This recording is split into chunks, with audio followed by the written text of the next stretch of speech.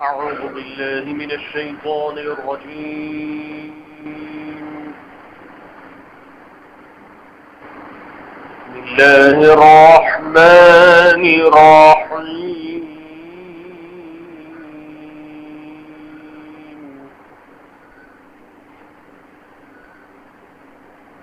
وإن إلياس لمن المرسلين إذ قال لقومه ألا تتقون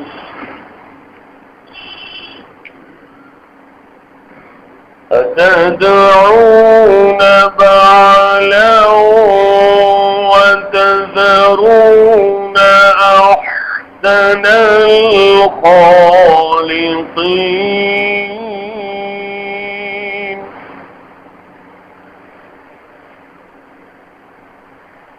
الله ربكم ورب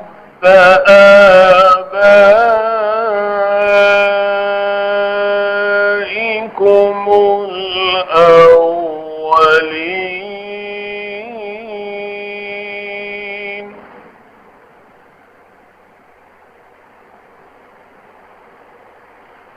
فكذبوه فإنهم لمحضرون إلا عباد الله المخلصين وتركنا عليه في الآخرين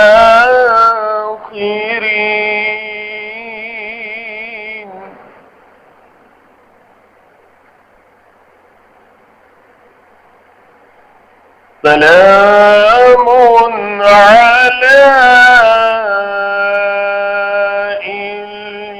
الياسين إنا كذلك نجزي المحسنين إنه من عبادنا المؤمنين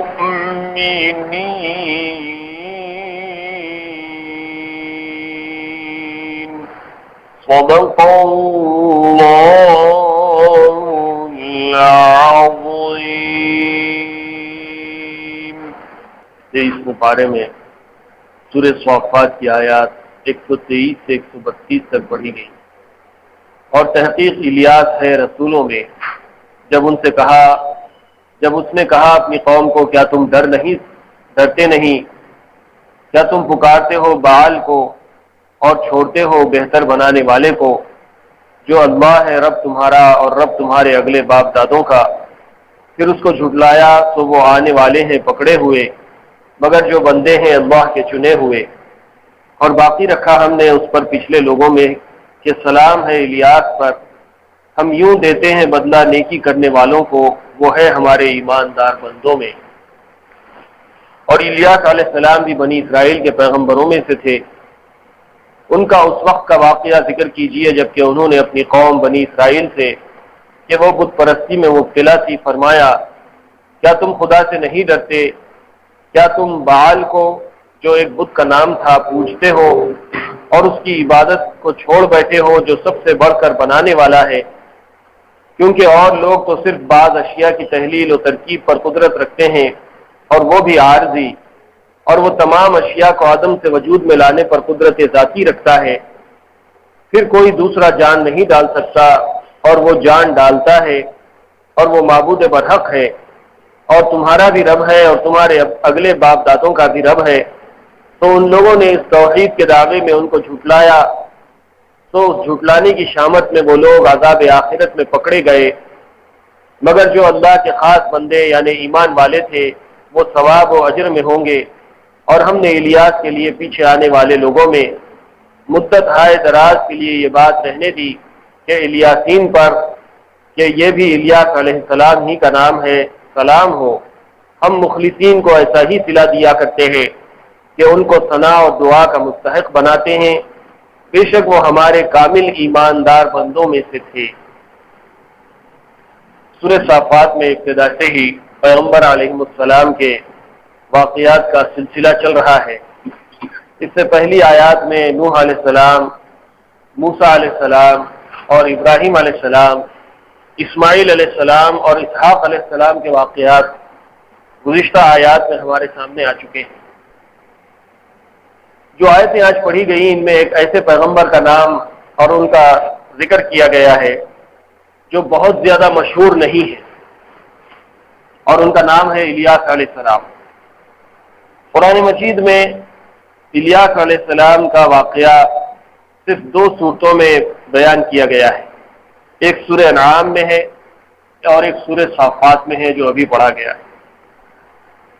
سورہ انعام میں تو صرف انبیاء علیہ السلام کی فہرست میں آپ کا نام شمار کیا گیا ہے اور کوئی واقعہ وہاں ذکر نہیں کیا گیا ہے، البتہ یہاں نہایت اختصار کے ساتھ آپ کی دعوت و تبلیغ کا واقعہ بیان کیا گیا ہے، چونکہ قرآن کریم میں حضرت الیاس علیہ السلام کے حالات تفصیل سے مذکور نہیں ہیں اور نہ مستند احادیث میں آپ کے حالات آئے ہیں، اس لیے آپ کے بارے میں کتب تفسیر کے اندر مختلف اقوال اور مختلف روایات ملتی ہیں، جن میں سے بیشتر بنی اسرائیل کی روایات سے ماخوذ ہیں۔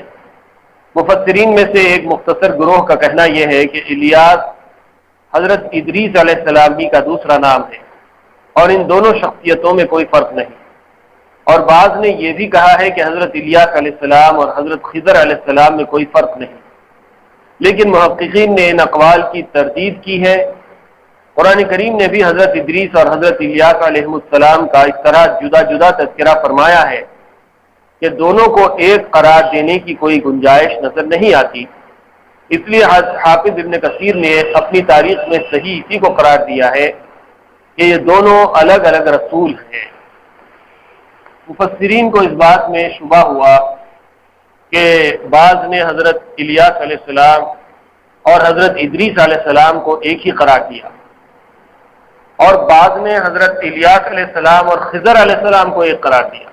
آگے اور تفصیل آئے گی جس میں بنی اسرائیل کی قوم میں اس بات میں اختلاف ہوا کہ جس طرح خضر علیہ السلام زندہ ہیں اسی طرح الیاس علیہ السلام بھی زندہ ہے، اور جس طرح عیسیٰ علیہ السلام کو زندہ آسمانوں پر اٹھا لیا گیا اور قیامت کے قریب وہ دوبارہ نازل ہوں گے، تو بعض بنی اسرائیل کی قوم میں سے لوگوں نے یہ کہا کہ الیاس علیہ السلام بھی زندہ ہیں اور وہ قیامت کے قریب عیسیٰ علیہ السلام کی طرح دوبارہ نازل کیے جائیں گے۔ یہ قوموں کا اختلاف ہے، اور مفسرین کا اختلاف یہ ہے کہ الیاس علیہ السلام اور ادریس علیہ السلام ایک ہی پیغمبر کے 2 نام ہیں، یا بعض مفسرین نے کہا ہے کہ الیاس علیہ السلام اور خضر علیہ السلام ایک ہی پیغمبر کے 2 نام ہیں، لیکن بعض تحقیق کرنے والے مفسرین نے ریسرچ کر کے یہ ثابت کیا ہے کہ چونکہ قرآن مجید میں الیاس علیہ السلام اور خضر علیہ السلام، الیاس علیہ السلام اور ادریس علیہ السلام یہ دونوں الگ الگ پیغمبر ہیں، ان دونوں کے واقعات کو الگ الگ بیان کیا گیا ہے، اس لیے ادریس علیہ السلام الگ پیغمبر ہیں اور الیاس علیہ السلام الگ پیغمبر۔ تو اب یہاں سے ہم کو یہ بات مان کر چلنا ہے کہ ادریس علیہ السلام الگ پیغمبر ہیں اور الیاس علیہ السلام الگ پیغمبر ہیں۔ اب جن آیات کی تفسیر ہم پڑھنے اور سمجھنے جا رہے ہیں اس میں الیاس علیہ السلام کا تذکرہ ہے۔ اس الیاس علیہ السلام کس زمانے میں آئے، ان کی قوم کیسی تھی؟ جیسے اکثر پیغمبروں کی قوموں میں ایک خاص قسم کی برائی تھی، کسی میں ناپ تول میں کمی کرنے کی برائی تھی، کسی میں آپس میں مرد مرد کے ساتھ رہتے تھے وہ برائی کرتے تھے، اور کسی میں کسی اور قسم کی برائی تھی، لیکن تمام پیغمبروں کی قوموں میں ایک برائی کامن تھی، مشترکہ تھی، وہ تھی بت پرستی کی، شرک کی برائی۔ تو اخلاقی برائیوں میں کچھ آگے پیچھے ہو سکتا ہے، لیکن شرک ایسی برائی ہے جو تمام قوموں میں مشترکہ تھی، کامن تھی۔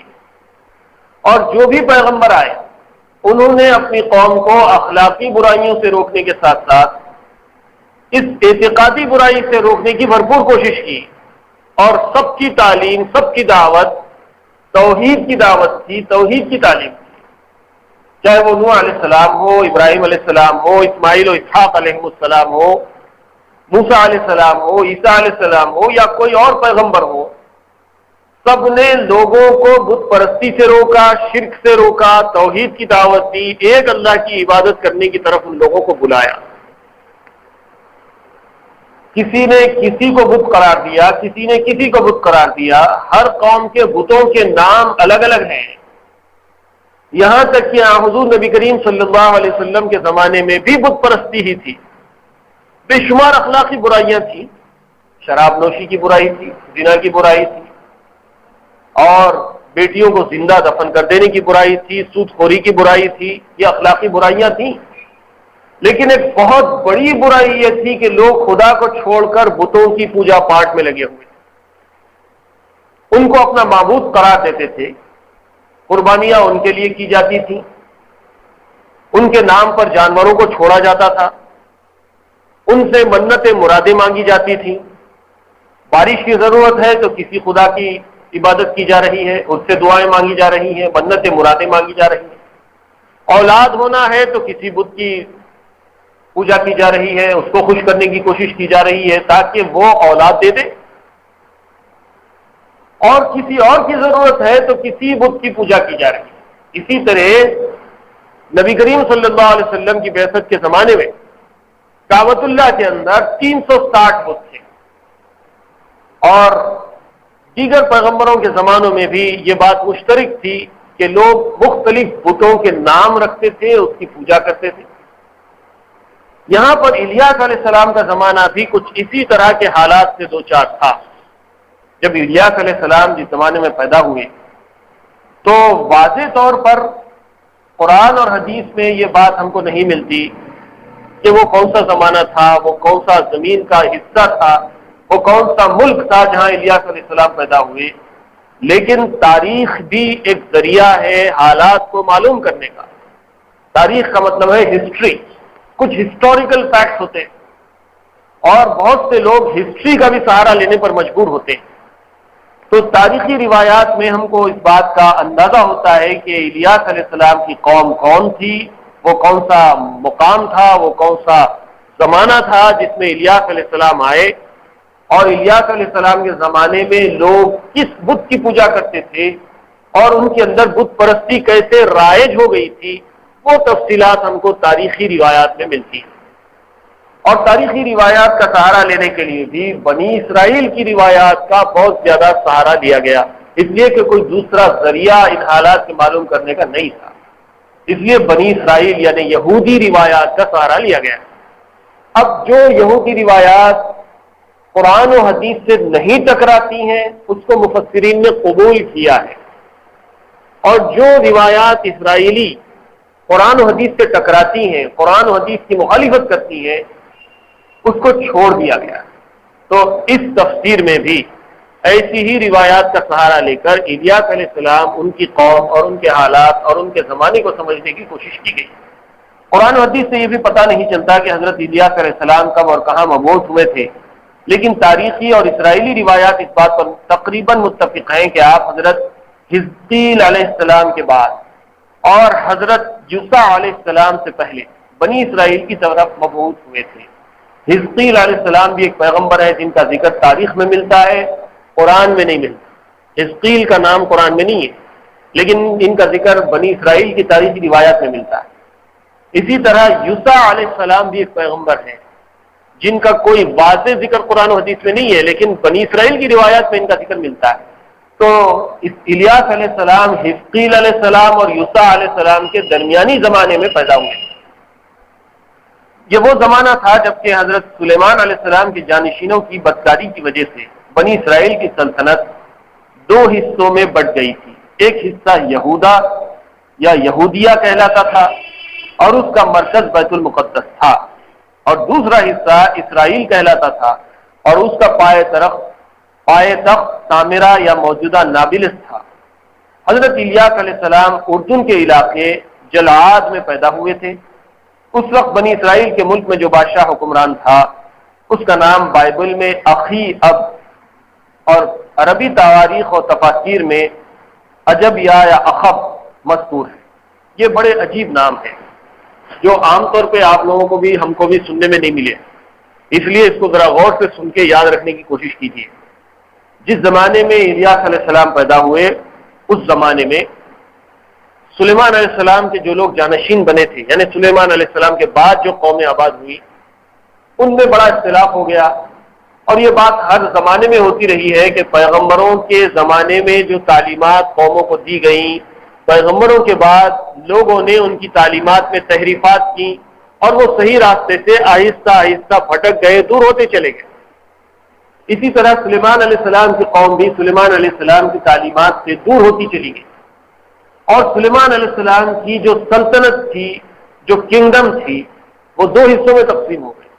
ایک حصہ یہودا یا یہودیہ کا ہو گیا اور دوسرا حصہ اسرائیل کا ہو گیا. اس طرح سلیمان علیہ السلام کی مملکت دو حصوں میں بٹ گئی. اور اسی زمانے میں الیاس علیہ السلام پیدا ہوئے جو اردن یعنی جارڈن کے ایک علاقے میں پیدا ہوئے جس کا نام تھا جلعاد. اور وہاں جو بادشاہ تھا اس زمانے میں اس کا نام بائبل کی روایتوں میں آیا ہے اخی اب، اور عربی تاریخ میں اس کا نام عجب یا اخب ذکر کیا گیا.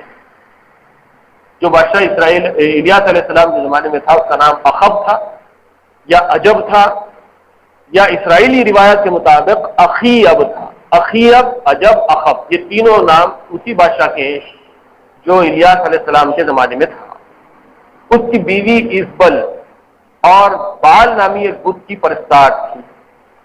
دیکھیے تاریخ میں بادشاہوں کے زمانے میں بعض عورتوں کا بھی بڑا اہم رول رہا ہے. اس دور میں شام جو ملک ہے وہاں پر اس وقت بہت پوری سی چل رہی ہے. لوگ چاہتے ہیں حکومت کا تختہ الٹیں اور وہاں کے بادشاہ کو ہٹایا جائے، لیکن لوگوں کے اوپر ظلم و ستم ہو رہا ہے، فوج جلغار کر رہی ہے، بہت سے لوگ مارے جا رہے ہیں. تو انٹرنیشنل برادری کا ایک پریشر ہے شام کے اوپر کہ وہ عوام کی خواہش کے مطابق وہاں حکومت قائم کرے. لیکن شام کے جو صدر ہے بشار الاسد جو بادشاہ ہے وہاں کا، وہ جو ہے بین الاقوامی پریشر کو خاطر میں لائے بغیر، اقوام متحدہ کی جو خواہشات ہیں اس کو خاطر میں لائے بغیر عوام کے اوپر پوری طاقت کے ساتھ اپنی حکومت کو مسلط کیا ہوا ہے. بعض ایجنسیوں سے اس بات کا پتہ چلتا ہے کہ بشار الاسد کے اوپر اس کی بیوی کا بہت بڑا اثر ہے.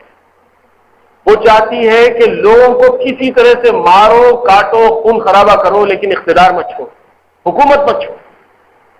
اسی طرح اس زمانے میں بھی جو بادشاہ تھا اخی اب، اس کی بیوی ایزبل تھی اور وہ ایک بت کی پوجا کرتی تھی جس کا نام تھا بال، بے عین لام، بال نامی بت.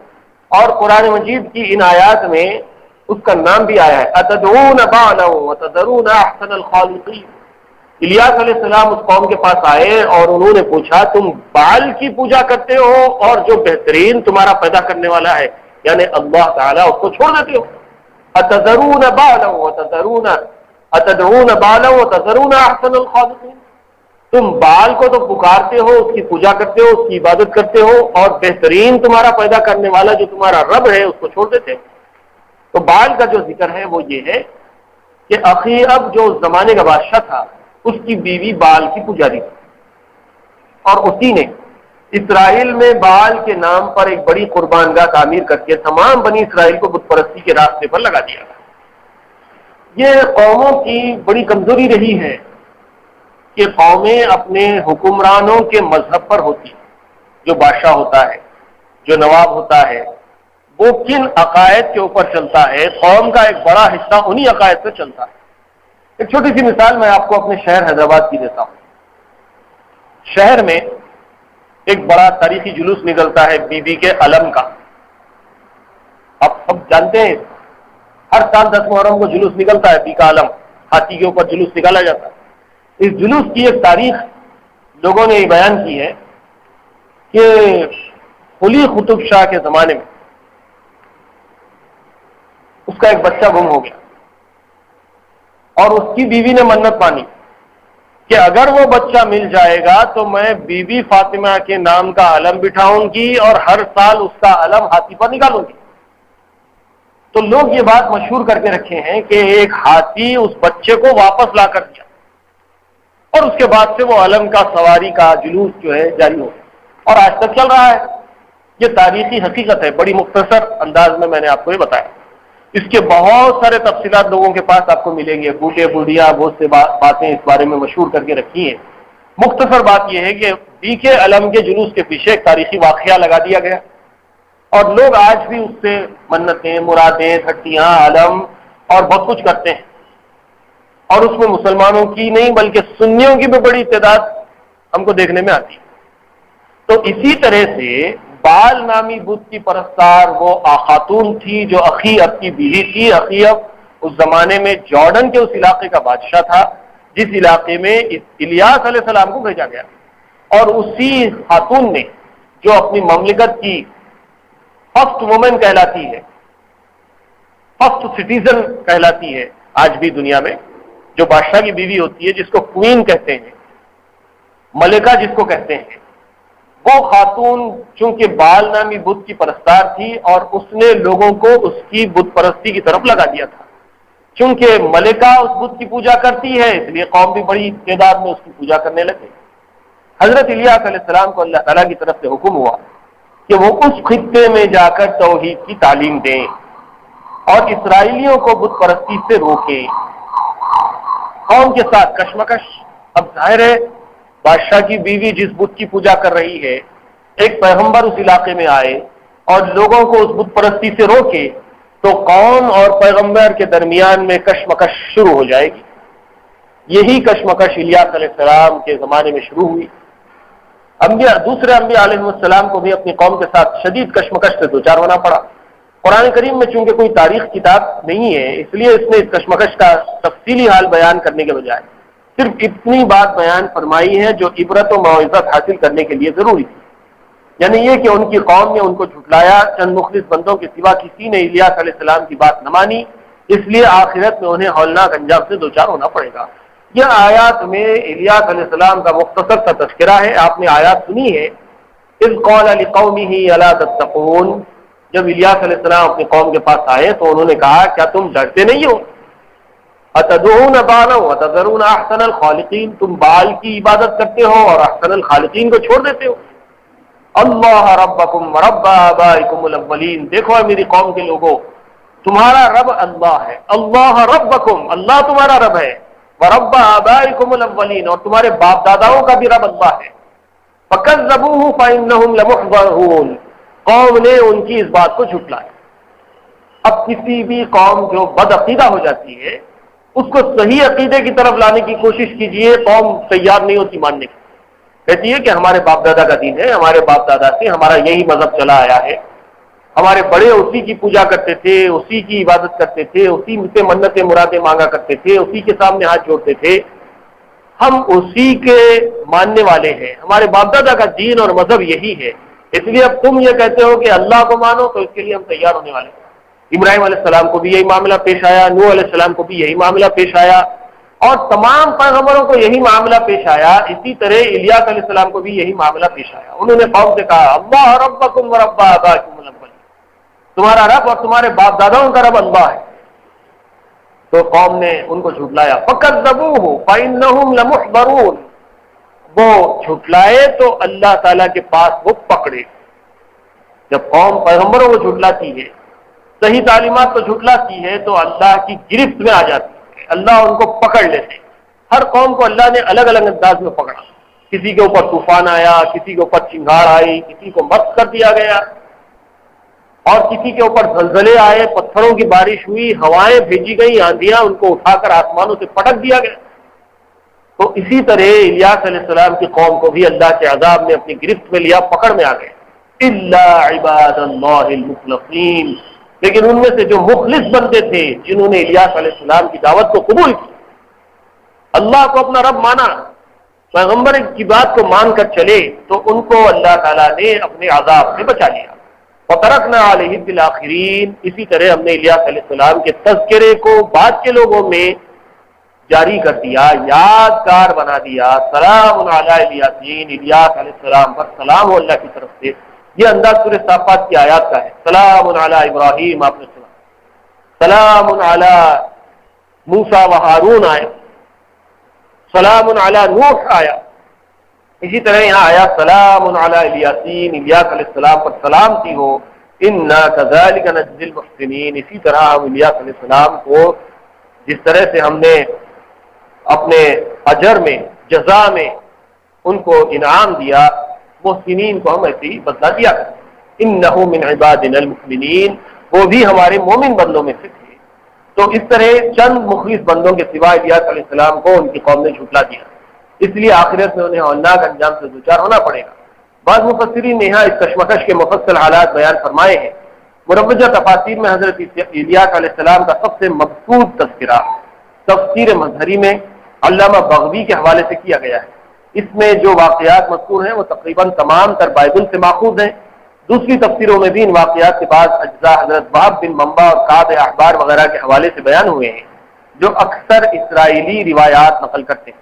ان تمام روایات سے خلاصے کے طور پر جو قدر مشترک بات نکلتی ہے وہ یہ ہے کہ حضرت الیاس علیہ السلام نے اسرائیل کے بادشاہ اخیب اور اس کی رعایا کو بال نامی بت کی پرستش سے روک کر توحید کی دعوت دی، مگر دو ایک حق پسند افراد کے سوا کسی نے آپ کی بات نہیں مانی، بلکہ آپ کو طرح طرح سے پریشان کرنے کی کوشش کی، یہاں تک کہ اخیب اور اس کی بیوی ایزبل نے آپ کو شہید کرنے کے منصوبے بنائے۔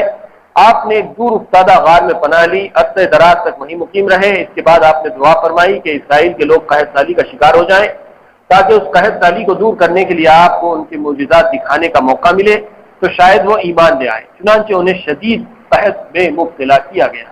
مختصر تفصیل یہ بیان کی گئی کہ الیاس علیہ السلام قوم کی طرف آئے، انہوں نے بال نامی بت پرستی سے ان کو روکا، لیکن قوم نے ان کی بات کو نہ مانا، یہاں تک کہ اخیب کی بیوی جو ملکہ تھی اس نے یہ دیکھا کہ الیاس نامی ایک شخص ہے جو لوگوں کو بال کی بت پرستی سے روک رہا ہے، تو اس کی بیوی نے منصوبہ بنایا کہ کسی طرح الیاس علیہ السلام کو قتل کر دیا جائے، اس کی جان لے لی ہے۔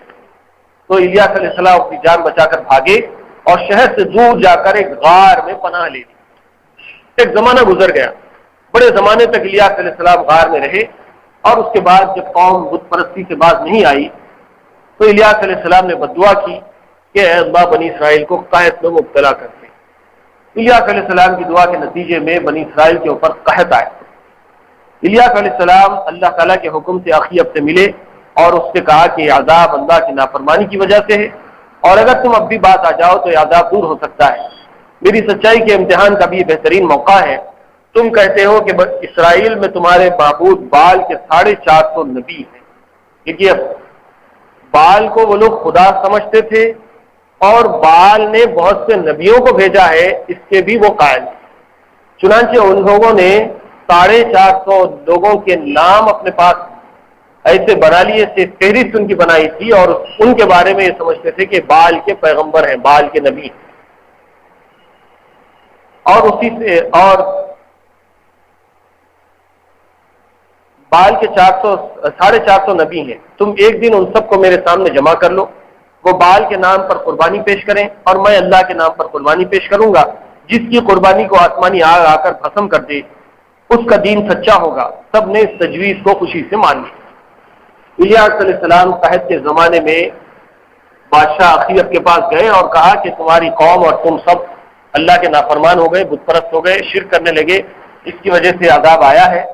اب اس عذاب سے دور ہونے کی ایک شکل یہ ہے کہ بال کے جو 450 نبی تمہارے پاس ہیں ان سب کو بلاؤ، وہ سب اللہ کے حضور میں قربانی پیش کریں اور میں بھی اللہ کے حضور میں قربانی پیش کروں گا، جس کی قربانی قبول ہو جائے گی اس کا دین سچا ہوگا۔ اس زمانے میں قربانی دینے کا طریقہ یہ تھا کہ قربانی کا جو بھی مال ہوتا تھا، کھانے کا ہو، جانور کا ہو، جو بھی ہو، وہ لا کر لوگ جو ہے آسمان کے نیچے ایک پہاڑ کے اوپر رکھ دیتے تھے۔ جس کی قربانی قبول ہونی ہوتی تھی تو آسمان سے ایک آگ آتی تھی اور اس کو کھا جاتی تھی، یعنی جلا دیتی تھی۔ آگ جس کی قربانی کو جلا دے وہ اس بات کی علامت تھی کہ وہ قربانی قبول ہو گئی، اور آگ جس کو نہ جلائے وہ قربانی ویسی ہی پڑی رہے تو یہ اس بات کی علامت تھی کہ وہ قربانی قبول نہیں.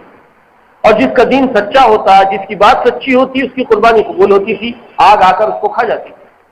اور جس کی قربانی اور جس کی بات، جس کا دین سچا نہ ہوتا، اس کی قربانی ویسی پڑے رہتی تھی. تو الیاس علیہ السلام نے قربانی پیش کی اور لوگوں سے کہا کہ دیکھو اب اس عذاب سے نجات کا طریقہ یہ ہے کہ کس کا دین سچا ہے وہ ثابت کیا جائے، اور جس کا دین سچا ہے اس کا دین اختیار کیا جائے، اس کو مان لیا جائے، تو پھر یہ قحط کا عذاب دور ہو جائے گا. اور اگر ایسا نہیں کرو گے تو پھر اسی عذاب میں مبتلا رہو گے. لوگوں نے اس بات کو مان لیا. چنانچہ کوہ کرمل کے مقام پر یہ اجتماع ہوا، لوگ جمع ہوئے. ایک پہاڑ تھا جس کا نام کوہ کرمل تھا.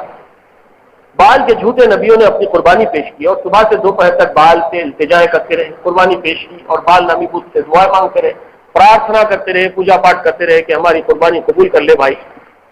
اس پر اس کے بعد حضرت الیاس علیہ السلام نے اپنی قربانی پیش کی.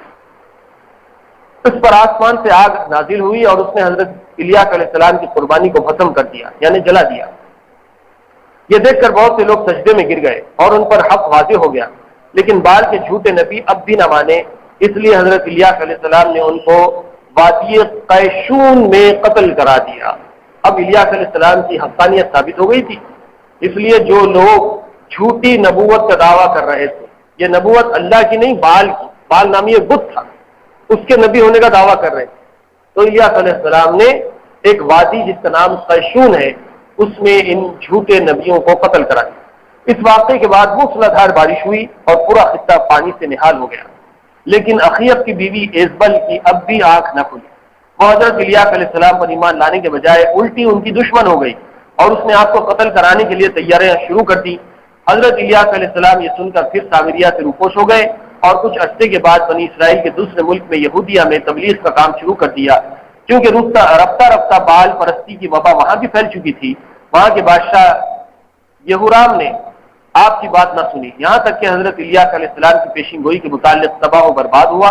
چند سال بعد آپ دوبارہ اسرائیل تشریف لائے اور یہاں پھر اخیب اور اس کے بیٹے اخزیاہ کو راہ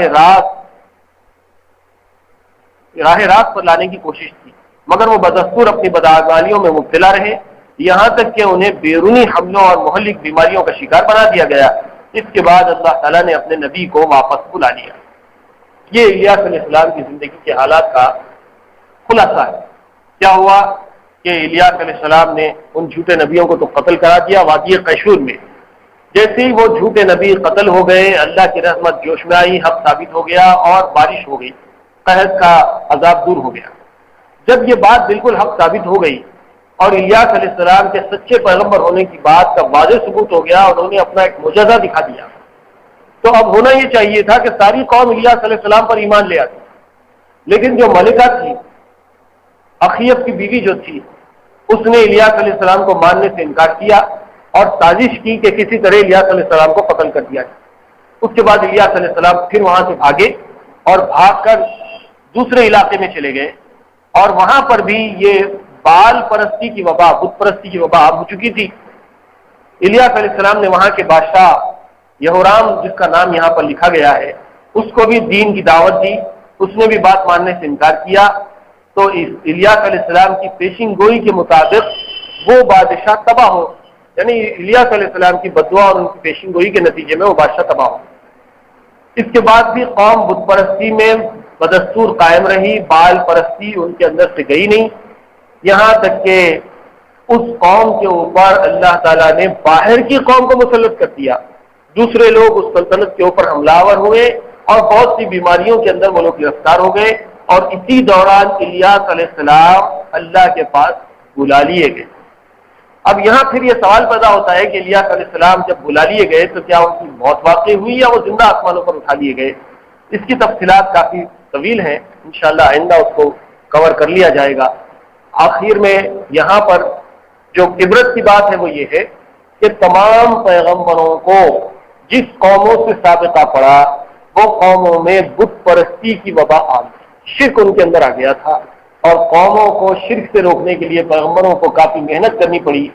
کبھی ان سے ڈر کر بھاگنا بھی پڑا، کبھی ان سے قتال کرنا پڑا، کبھی معجزات دکھلانے پڑے، کبھی اللہ کا پیغام پڑھ کر سنانا پڑا. اس کے باوجود بھی جن کے حصے میں ہدایت تھی وہ ہدایت یافتہ ہوئے اور جو بڑے ظالم تھے، پیغمبروں کو دیکھ کر بھی، معجزات کو دیکھ کر بھی جنہوں نے ایمان لانے سے انکار کیا تو دنیا میں بھی ان پر عذاب آیا، آخرت میں بھی وہ اللہ کے عذاب میں پکڑے جائیں گے۔ یہ بات بالکل کامن ہے تمام پیغمبروں کے درمیان میں۔ اللہ تعالیٰ سے دعا ہے کہ اللہ تعالیٰ مجھے اور آپ کو سب کو قرآن مجید کے پڑھنے عمل کرنے کی